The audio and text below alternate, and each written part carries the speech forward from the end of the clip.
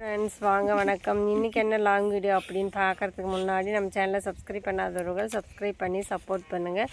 அப்படியே பெல் ஐக்கானை கிளிக் பண்ணி வச்சுக்கிட்டு ஆல் பட்டனையும் டச் பண்ணி வச்சுக்கோங்க. அப்போ தான் நான் போடுற வீடியோ உனக்கு நோட்டிஃபிகேஷனில் காட்டும். கல்யாண வீட்டு உருளைக்கிழங்கு கோஸ் பொரியல் எப்படி செய்கிறேன்னு தான் பார்க்கலாங்க. அதே டேஸ்ட்டில் நம்மளும் செய்யலாங்க. வாங்க எப்படி செய்யறதுன்னு பார்க்கலாமா. வீடியோவை ஸ்கிப் பண்ணாத முழுசாக பாருங்கள். வாங்க வீடியோக்குள்ளார போகலாம். கோஸை நல்லா சின்ன சின்னதாக அறுத்து தண்ணியில் போட்டு நல்லா கழுவி எடுத்துக்கலாங்க. ஒரு டைமுங்கிறத 2 டைம் கூட அலசி எடுத்துக்கலாம். ஏன்னா மண் இருக்கும் கோஸ் எங்கேருந்து விளைஞ்சி எங்கேயும் நம்ம கைக்கு வந்து சேருதுங்க. அதனால் நல்லா அலசி இந்த மாதிரி பொடி பொடியாக கட் பண்ணி அலசி எடுத்து வச்சுக்கலாங்க. நான் வந்து வீடியோக்கோசரம் அந்த மாதிரி பொருள் அப்படிலாம் போட மாட்டேங்க. வீட்டில் என்ன பொருள் இருக்கோ நான் எப்பயும் எப்படி செய்வேனோ அது மாதிரி தாங்க செய்வேன். இப்போ வந்து அலசி தட்டுக்கு கோஸை வந்து மாற்றி வச்சுக்கலாம். இது வந்து ஒரு 1/2 கிலோ கோஸ் இருக்குங்க. இப்போ வந்து கோஸ் ரேட் கம்மி தான். ஒரு சில டைமில் வந்து முட்டைக்கோஸ் ரேட்டு அதிகமாக இருக்கும். அலசி எடுத்து அதை ஒரு பக்கம் வச்சுக்கலாங்க. இப்போ தேவையான பொருட்கள் 2 உருளைக்கிழங்கு நல்லா சின்ன சின்னதாக கட் பண்ணியிருக்குங்க. ஒரு பெரிய வெங்காயம், ஒரு 2-3 பச்சை மிளகாய், அப்புறமா தக்காளி, கறிவேப்பிலை, தேங்காய் துருவல், அப்புறமா அலசி வச்ச கோஸுங்க. பாருங்கள் பார்க்குறக்கே எப்படி நல்லா கலர்ஃபுல்லாக இருக்குது அப்படின்னு. எல்லாமே முடிஞ்சளவுக்கு ஓரளவுக்கு ஃப்ரெஷ்ஷாகவே நமக்கு கிடச்சிடுதுங்க. கிராமன்றதுனால வண்டியிலையுமே கோஸும் நல்லா ஃப்ரெஷ்ஷாக தான் கிடச்சிது. பாருங்கள் இதெல்லாம் நம்ம எடுத்து இப்போ வந்து விறகடுப்பில் தாங்க வைக்க போகிறோம். மண் சட்டியில் அதுவும் வைக்க போகிறோம்.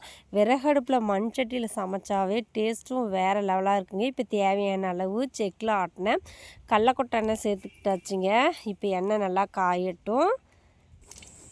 காஞ்சதும் கடுகு போட்டுக்கலாங்க. இதில் வந்து நான் வாங்கின கடுகுல உளுத்தம் பருப்பு இல்லை. கடுகு பொரிஞ்சதும் ஒரு 2 பெரிய வெங்காயத்தை சேர்த்துக்கலாம். அறுத்து வச்ச வெங்காயம் சேர்த்துக்கலாங்க. கிளறி விட்டுட்டு வெங்காயம் நல்லா வதங்கினதும் இந்தளவுக்கு வதங்கினதும் எண்ணெயிலே நல்லா வெங்காயம் வதங்குது. கொஞ்சம் எண்ணெய் கொஞ்சம் சுருக்குன்னு தாங்க விட்டுருக்குறேன். அது நல்லா வதங்கட்டும். இப்போ வந்து நம்ம வந்து 3 கீரி வச்ச பச்சை மிளகாய் சேர்த்துக்கலாங்க. அப்புறம் கறிவேப்பிலையும் சேர்த்து கிளறி விட்டுக்கலாம். நீங்கள் பச்சை மிளகாய் வேணாம் அப்படின்னா நீங்கள் விட்டுறலாம். ஆனால் இந்த பொரியலுக்கு வந்து டேஸ்ட்டு கொடுக்குறதே பச்சை மிளகாய் தாங்க. இது வந்து வாவின்றதுனால ஒரு சிலருக்கு கொஞ்சம் ஒத்துக்காது. அதனால் வந்து பெருங்காய பொடி கொஞ்சம் சேர்த்து கிளறி விட்டுக்கலாம். நல்லா அடுப்பு மட்டும் சூப்பராக எரியுதுங்க. இப்போ வந்து நறுக்கி வச்ச கோஸையும் அதில் சேர்த்துக்கலாங்க. பாருங்கள் விறகடுப்பில் மண் சட்டியில் செஞ்சால் தண்ணி ஓரளவுக்கு அதே விடும். அதுதான் மண் சட்டியோட ஸ்பெஷலு. இப்போ வந்து நல்லா கிளறி விட்டுக்கிட்டு இப்போ இது போட்டுக்கலாங்க. நறுக்கி வச்சுருந்த உருளைக்கிழங்கையும் சேர்த்துக்கலாம். அதோட அனல் அடிக்குதுங்க. நல்லா கிளறி விட்டுக்கலாம். இதுவே கொஞ்சம் தண்ணி விடும். இப்போ தேவையான அளவு உப்பு சேர்த்துக்கலாம். மஞ்சள் பொடியும் போட்டுக்கலாங்க. போட்டு நல்லா கிளறி விட்டுக்கலாம். பாருங்கள் இப்போயே உங்களுக்கு தெரியும் தண்ணி பதம் கொஞ்சம் இருக்குல்ல. அது தண்ணி சட்டியில் வச்சா எப்பயுமே தண்ணி கொஞ்சம் விடுங்க. டேஸ்ட்டுமே வேறு லெவலில் தான் இருக்கும். இந்த அளவுக்கு வதங்கணும். நம்ம அறுத்து வச்சிருந்த தக்காளியை கையில் 1-2 மசித்து சேர்த்துக்கலாம். அப்போ டேஸ்ட் இன்னுமே சூப்பராக இருக்குங்க.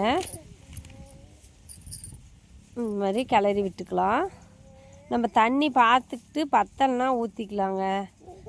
முன்னாடியே தண்ணி ஊற்றுனா அதிகமாக சதன்னு ஆகிடும். பாருங்கள் இந்த அளவுக்கு இருக்குது. ஒரு சிலர் பருப்பு கூட சேர்த்துக்குவாங்க. நான் வந்து உருளைக்கிழங்கு தாங்க சேர்த்துருக்கேன் இன்றைக்கி. நல்லா கிளறி விட்டுக்கலாம். பாருங்கள் இந்த அளவுக்கு இருக்குது.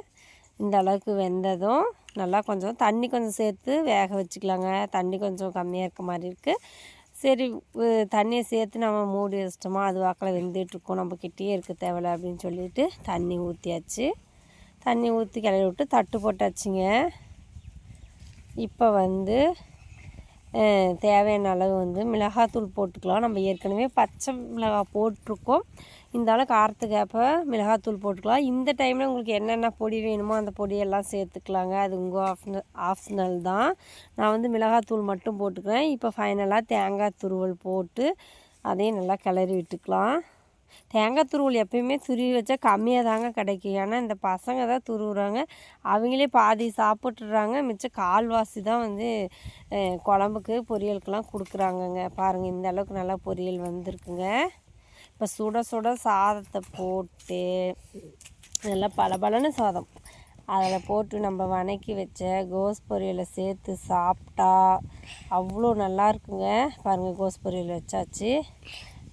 நாங்களாம் கோஸ் பொரியல் மேக்ஸிமம் சேர்த்துக்கோங்க. ஒரு சிலர் வாவி அப்படின்னு சொல்லிட்டு சேர்த்துக்க மாட்டாங்க.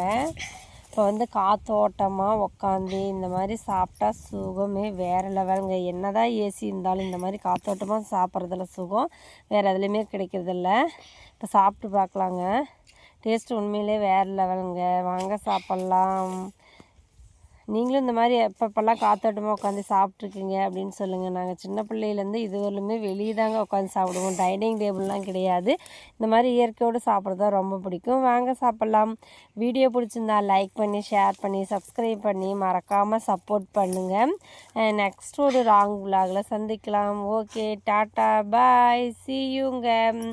மறக்காமல் சப்ஸ்கிரைப் மட்டும் பண்ணிடுங்க. நீங்கள் பண்ணுற ஒரே ஆதரவு எங்களுக்கு சப்ஸ்கிரைப் பண்ணி சப்போர்ட் பண்ணுங்கள். பாய்.